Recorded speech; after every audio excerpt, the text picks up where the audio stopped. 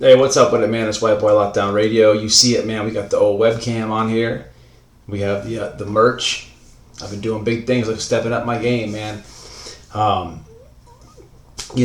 got the webcam, driving trucks, I have limited time to get these videos up on YouTube. So when I have time, I just write down or record what I have written down, all the stuff that I remember when I'm driving. But the first video I did was like the first part of the story. But it's crazy how the world works. So I'm kind of giving two stories right here in this video. So let me just get into it, man. Smash a like, all that stuff. When I was in homes, man, you guys see the uploads, man, who I probated for, whatever else have you. There's a lot of tension, man, with like Aryan sets and different organizations. It's real hard to explain. I kind of been breaking it down in the prior videos, but one thing I couldn't understand was the tension between different organizations. To give an example of that, when I was probating one time, I had I was real close with somebody. He was kind of giving me the knowledge and this and that, and I was kind of, I guess you could say I was up under him, if you will. But he came in to get me on the yard one day, and he was like, "Hey man, slide that wreck, go behind the wall ball court. I'm about to punish this dude, this and that." He's like, "So make sure you strap up and this and that." So of course I'm strapped up. They call yard. I meet him back there, and at the time I'm with the War Boys, and this dude, was putting down on an Unforgiven dude. So they were going through it, and at the time, at the main unit, there wasn't that many Unforgiven dudes there, but hey, he was putting down on them to where, it was just going to be war there, and some more politics, but some other politics besides that. But what I'll say here is, one thing led to another, and the dude that I was with, he ended up punishing him. I mean, it was bad. He beat the living crap out of him. All right, I was strapped up just in case the other dude had any brothers, but it didn't even go down like that. It was real simple. He smashed him, but I remember telling the dude that I was with, I'm gonna call him Gas. That's not his nickname. That's not his real name, but I'm gonna call him Gas in this video. I remember telling him, I'm like, "Man, listen, over what? Like, why? And it's just what it was at the time. Hey, look, he didn't like them dudes. I personally never had any issue with any Unforgivens, but I was kind of politicking with them and saying, "Hey, man, look, it doesn't make any sense to butt heads like that. If anything, be straight with them dudes, because look, man, you need all solid white dudes when you're on a main yard, especially in Florida." But hey, look, it didn't go like that. I'm not going to get into all the politics and stuff like that, but there's many more instances about clashing with other white dudes, and what I mean. And it was something I never really could understand. For me, I was on some like, don't matter if it's war, if it's Hammer, if it's Unforgiven. Like, why is it all this inner beef amongst each other? It should be one unit, And I was trying to express my way and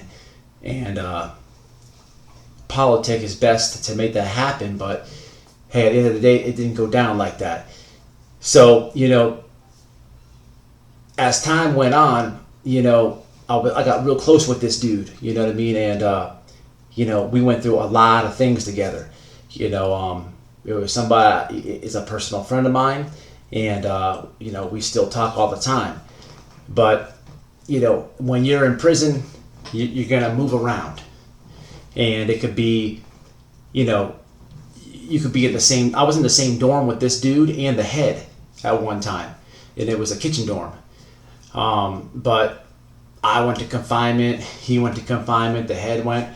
Everybody gets mixed around, transferred here, there, go to another dorm. Then you got to do a power move to get back, because you want to, when you're that close and someone's going 100% behind you, you want to be in the same dorm. That way you don't have to go and send a kite to go to, meet up on the yard, slide to my dorm. You're living with that person. So meat and potatoes is I ended up getting shipped away, but I was always in close contact with this person. And as everybody knows, I didn't take the patch, but it's still like a brother to me.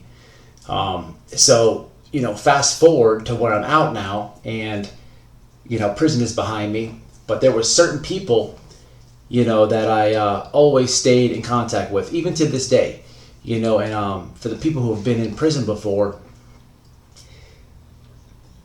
a lot of people, you might, do a lot of time with somebody, or you might, get close with somebody in there, exchange numbers, whatever, social media crap. And when you leave them gates, it could be you, the other person, you'll never hear from that person again. It happens a lot, you know what I mean? Happened a lot to me, and I've done it to other people. Sometimes it's just life, or you get busy, or whatever it is. But there's a certain circle that I always have stayed in contact with, even to this day. And even when life was getting the best of me, whether, I moved many times since I got out. I've moved all over Florida, and I've had to, I've quit jobs and started new jobs. All your focus and everything is on that. I've switched girls. So all your focus is on that. So what I'm getting at is, out here life will move on, and people are stuck inside there. But I always reached out, man. I always stayed in contact with certain individuals, and when I moved from down south to like the middle of Florida, I had reached out to Gas. I just wrote him a kite, just say, hey, what's up, what's going on in my life, this and that. And he wrote me right back, never forget it. And he wrote me a long letter, and I'll never forget what he wrote. He wrote that, so I'm out now and he's still in. And I just said a story about a time when there was an Aryan versus an Aryan type thing going on, and it happens a lot. But I used to try to bring it to one unit, and it would always get shot down. And he wrote me back. I had it where I was living at before I moved and bought the house. I had it on my wall. You know what I mean? I never forget this letter. He was like, "Damn, dude, I've been waiting for you to write me, man. You're like a brother to me, this and that." And it was a lot like a mutual respect at the beginning of the letter, but the end of the letter was a lot of drama. What had happened to him is he ended up getting transferred to Okaloosa, and now there's not that many war there now. Now it's unforgiven doubt, and what comes around goes around in prison. When we were at that wall ball and he punished that dude, now he's way out squatted, and the tension that the button heads between organizations was even heavier at Okaloosa. So he went to confinement, and they had put a hit on him. They put a hit on him, and I wrote him literally in the midst of all this. So he's like, "Hey man, I'm glad you wrote me, this and that, you're like a brother, man, I need some advice." And then when he said that, it was he told me the whole story, how the hit got put on him and this and that. And you know, from my knowledge of everything, you know, being intertwined in this and that, I told him, man, communicate, use communication.